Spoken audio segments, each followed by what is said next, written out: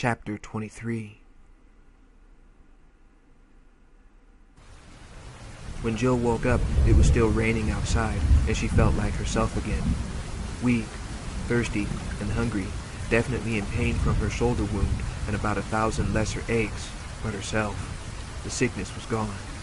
Disoriented and a little confused, she sat up slowly and looked around, trying to piece together what had happened. She was still in the clock tower chapel, and Carlos was crashed out on one of the front pews. She remembered telling him that she had the virus, and him saying that he was going to get something.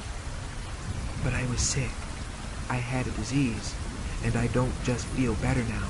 I absolutely don't have it anymore. How could... Oh my God, she whispered, seeing the syringe and empty vial on the organ bench next to the altar, suddenly understanding what had happened, if not how. Carlos had found an antidote. Jill sat for a moment, slightly overwhelmed by the mix of emotions that hit her. Shock, gratitude, a reluctance to believe she was actually okay. Her happiness at being alive and reasonably well was tempered by guilt, that she should have been cured when so many others had died. She wondered whether or not there was more of the antidote, but found she couldn't consider that too carefully. The thought that there might be gallons of it lying around somewhere when tens of thousands had died was simply obscene. Finally, she eased herself off her sickbed and stood, carefully stretching, checking herself over. Considering all that had happened, she was surprised at how well off she was. Except for her right shoulder, she had no serious injuries, and after drinking some water, she actually felt awake and able to move around without any trouble. Over the next couple of hours, Jill ate 3 cans of fruit cocktail, drank half a gallon of water, and reloaded and wiped down all the weapons. She also cleaned herself up, as much as she could, with bottled water and a dirty sweatshirt. Carlos didn't stir once, deeply asleep, and from the way he was curled up and holding his left side, she thought that his trip to the hospital had probably been rough. Jill also gave a great deal of thought to what they would do next. They couldn't stay. They didn't have the supplies or ammo to keep themselves alive indefinitely, and they had no way of knowing when, or even if. She didn't want to take it for granted anymore. Rescue was coming.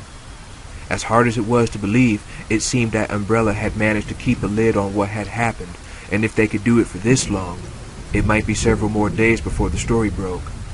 To add to the pressure, she also couldn't convince herself that the Nemesis was dead. Once it had recuperated, it would be coming back. They were incredibly lucky that it hadn't attacked already. Before she'd hooked up with Carlos, she had tentatively planned to head for the abandoned Umbrella-owned plant north of the city. She'd come to believe that there was no such thing as a deserted Umbrella facility. They loved their secret operations too much, and thought that they might have kept the roads clear around the plant so their employees could get out.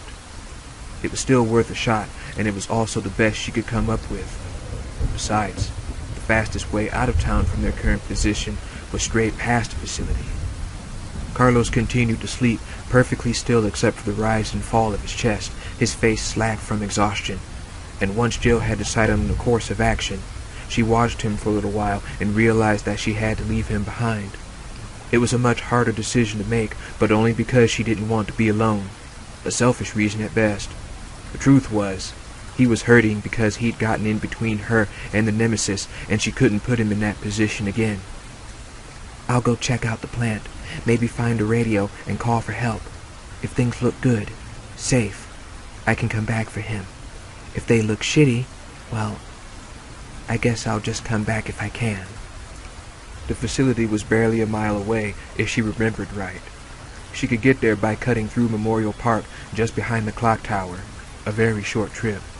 It was just after 2 in the morning. She'd be able to get there and back well before dawn. With any luck, Carlos would still be asleep when she returned, perhaps bearing good news. She decided to leave him a note in case something happened to her, so he'd know the route, at least. She couldn't find a pen or a pencil, but she uncovered an ancient manual typewriter, of all things, beneath a stack of hymn books. She used the back of a fruit cocktail label for paper. The soft clack of keys was as soothing to her as the rain that continued to patter down on the roof, sounds that made her very glad to be alive. She took the grenade gun, even though there was only 1 round left. Carlos must have found the one she'd dropped in the yard, remembering the damage it had inflicted on the Stars killer.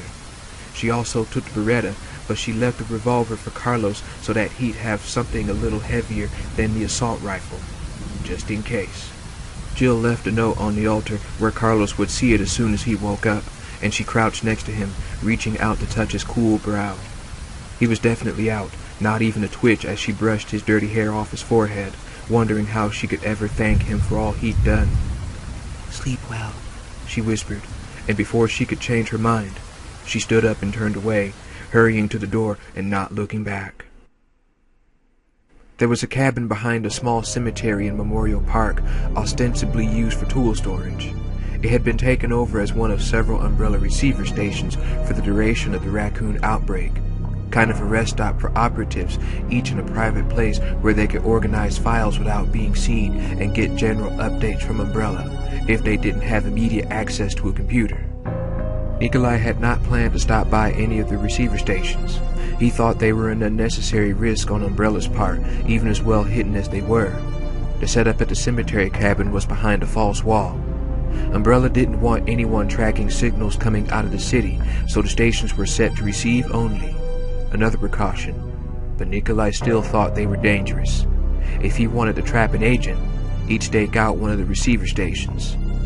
Or if I wanted to kill one, although in this case, I only have to walk in or wait for a little while. He stood in the shadows of a large monument a few meters from the false room, thinking of how fine it was going to be to kill Captain Chan. Nikolai had considered just barging through the concealed door and shooting him, but he needed to relax, to get into a better frame of mind. Chan would come out for a bathroom break or smoke sooner or later, and by allowing his anticipation to build, Nikolai was able to let go of some of his more unpleasant emotions. He didn't do it often. He wasn't crazy or anything, and he generally preferred to keep things moving along. But sometimes, savoring the suspense before an intimate killing was just a thing to lift him out of a depression.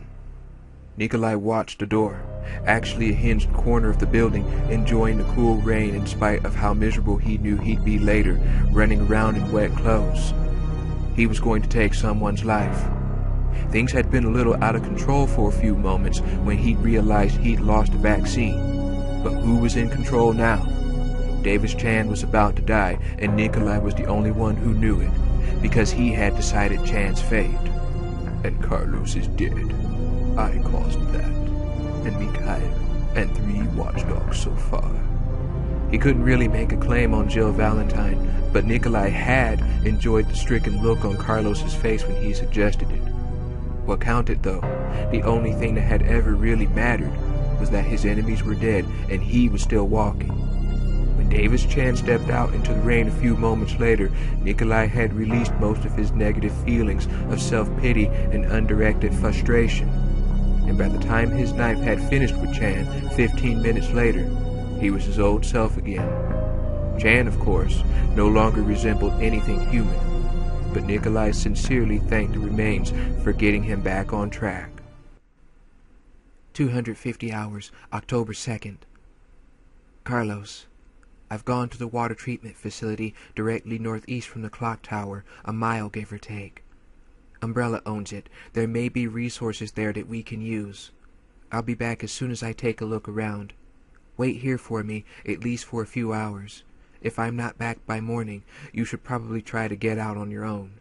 I'm grateful to you for a lot of things. Stay here and get some rest, please. I shouldn't be long. Jill. Carlos read the curled paper twice more, then grabbed his vest and stood up, checking his watch. She'd been gone less than a half hour. He could still catch up with her. Staying wasn't an option. She'd left him behind either because he was injured or because she didn't want to put him in further danger, neither of which was acceptable to him. And he'd never had a chance to tell her what Trent had said about there being helicopters at an Umbrella facility northwest of town, but northeast from where they were now, after the trolley ride. Obviously the same place. You may kick ass all over Umbrella's monsters, but can you pilot a helicopter? Carlos mumbled, locking a new mag to the M16. If only she'd waked him up. He headed for the door, as ready as he was going to be, trying not to breathe too deeply. It hurt, but he'd manage. He'd been in worse pain and still gotten things done. Once, he'd walked 6 clicks on a fractured ankle, and it didn't get a whole lot worse than that. Carlos didn't waste time trying to convince himself that wanting to share Trent's info was why he was going after her. He couldn't stand by and do nothing, that was all. She was trying to protect him. He could appreciate the sentiment, but he just couldn't stay there and... Nikolai! He's out there and she doesn't know! He suddenly felt sick thinking of that mad glimmer in Nikolai's eyes. Carlos hurried out of the chapel and into the moonlit rain. He had to find her.